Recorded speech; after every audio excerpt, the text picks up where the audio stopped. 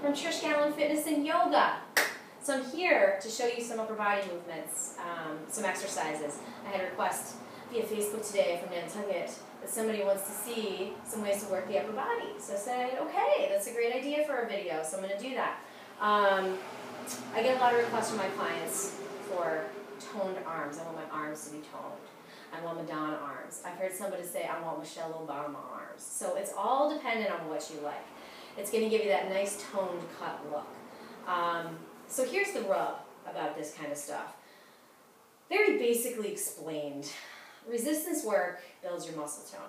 Okay? Obviously your heart rate's going to come up and there's going to be some fat burning components to it, but mainly, and to get specific, this is meant to build muscle. If you have a layer above the muscle, which is fat, unfortunately I have to use the word, that comes off when you stitch in cardiovascular work at the appropriate time, the appropriate way. Obviously, you're going to get more out of your cardiovascular work the more muscle mass that you have on, but these two things begin to work in concert. So in order, you can't say to yourself, or I hear people say to me all the time, I gotta lose weight around my belly. Great.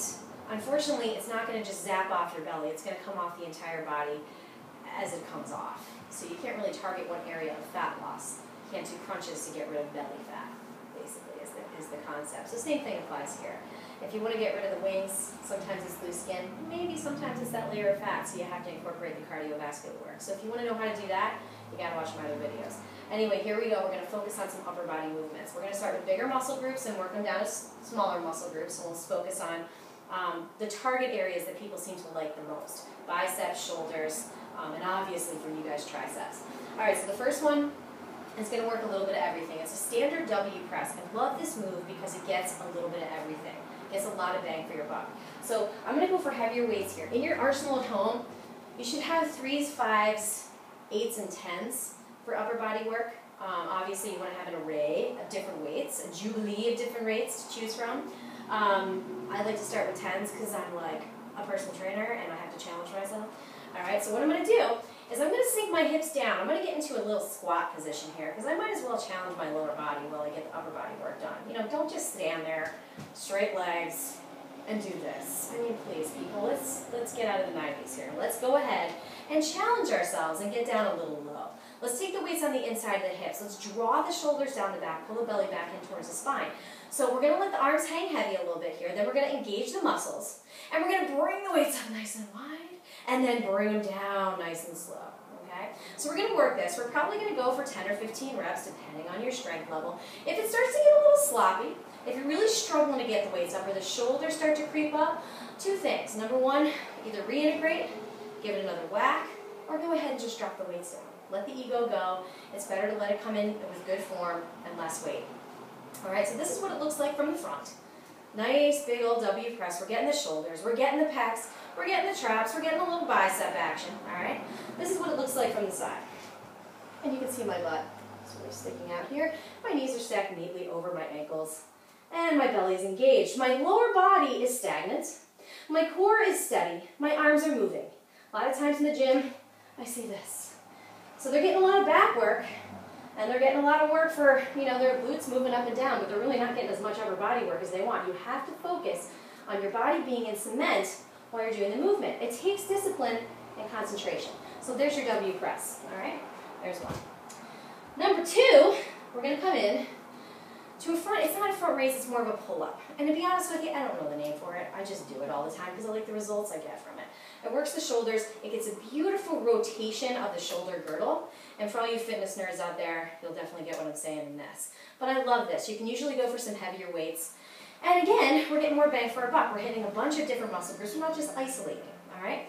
So what I like to do too is if I'm working with a client, to not just kind of hang out stagnant in the lower body, I get them to stand on a Bosu ball, or if I don't have a Bosu ball, I have them balance on one leg. Okay, this is a great exercise to try the balancing on one leg. The key of the trick here is to maintain that connection to the ground and pull your belly back into the spine and maintain the integrity of the movement. You might have to drop the weights down in order to maintain this pose. Alright, so the weights start the same way that the W press did. We're going to have them right down by the hips. We're going to pull up to the sternum and press back down. Okay, so we're just going to follow this. Now this again is one of those exercises where it's bigger muscles, so you're probably going to be able to handle bigger weights, maybe even more than you did in the W press. It's good to just test it out, see what you can do. 10 to 15 reps here, and this is what it looks like from the side. All right, so once again, my shoulders are integrated. Once you start to feel this happen, the weights are too heavy, so let them go. All right, let go of the ego here, and go ahead and just work the movement. The rest of my body is completely stationary. My chin is slightly tucked. I have a super long spine, and I'm getting a really good upper body burn. I love it. All right, so finally, for all of you girls that have triceps, I gotta work my triceps. You do. Typically, women have weak triceps. Typically, women have weak upper bodies. So that's why it's hard for us to do push-ups. How do we counterbalance that? We work these muscle groups, okay? So a lot of times when I go to the gym, I see people doing their triceps like this, all right? So they're getting a nice little tricep kickback. They're getting a little bicep action, not much. But if we're going to isolate the triceps and get the most out of this exercise, take the biceps out. They don't need them. I mean, unless you really want to work on your biceps, you want to sit at the gym and do this all day, be my guest. If I'm going to work my triceps, I want to work my triceps, all right? So what I'm going to do, I'm going to get into a little close squat, enough room so I can kind of slide these weights past my hips. Then what I'm going to do is pull my belly back in towards my spine, roll my shoulders away from my ears, and then I'm going to go ahead and start to press. Now notice, as I press, I'm not coming past my hips. I'm not allowing the weight to come down. My triceps have to do all the work to get this weight up. Now this is where the shoulders have a tendency to get a little bit creepy on you. They start to creep up. Reintegrate. Give it another go. Tiny pulses. Pulse. Pulse. Most of the time when I work with clients for that one, I go for time. If they're really feeling juicy, I'll do it for 45 seconds, sometimes 30. If you want to go for reps, you're more than welcome to. I'd say go for 20, you know, whatever. Go big or go home.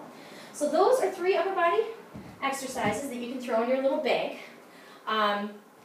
So like I said, you got to throw some cardio in there too. So maybe, you know, just saying, you might want to do a little circuit, 3 exercises, and then hop down on the floor and do some cardio. Maybe some mountain climbers or some jumping jacks or something in between.